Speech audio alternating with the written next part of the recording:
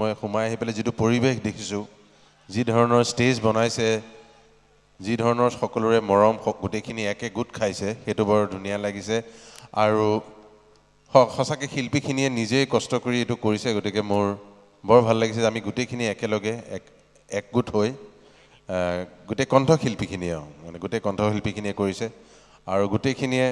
যেটো কণ্ঠ আমাৰ মাজত নাইকিয়া হল সেই কণ্ঠটোৰ কাৰণে কৰিছে হেনেকুৱা এটা কণ্ঠ বহু 100 বছৰ লাগে এনেকুৱা এটা কণ্ঠ হৈ জন্ম হ'বলৈ গতিকে জুবিন বুলি মোৰ বন্ধু আৰু আছিলে 2 বছৰ ডাঙৰ মুটকে কিন্তু যেটো কণ্ঠ আছিলে সেই কণ্ঠটো ইমান বলিষ্ঠ আছিল যে গোটেইখিনি কণ্ঠ শিল্পী গুট খাইছে আজি তাক মনত কৰিবলৈ তেওঁক মৰম দিবলৈ তেওঁ গীত গাবলৈ গতিকে হেতু আমাৰ গোটেইখিনি যাতে সদায় এনেকে একেলগে থাকে আৰু এই ধৰণৰ প্ৰগ্ৰাম কৰে আৰু ৰাইজে ইমান ধুনিয়াকৈ আহি সকলোকে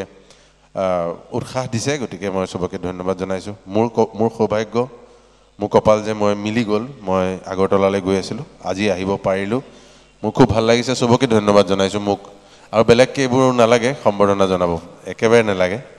হ্যাঁ মই নিজৰে তোমালোকৰ এজন যেতিয়া গতিকে ধন্যবাদ আৰু মই এওঁলোক অনুপমতে মোক কেতিয়াবাৰ পৰাই ফোন কৰি আছে আহিব আমি কিমান কষ্টকে পাতিছে খেকো বুজাই আছে আৰু হেতু তেওঁ ক'ব দিছে কিন্তু জানে সকলো এতিয়া যে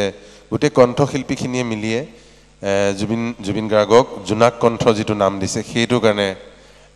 বৰ ধুনিয়া এটা নাম দিছে গতিকে আমি সবে আই থিংক একেলগে ভাল পাইছো এই কথাটো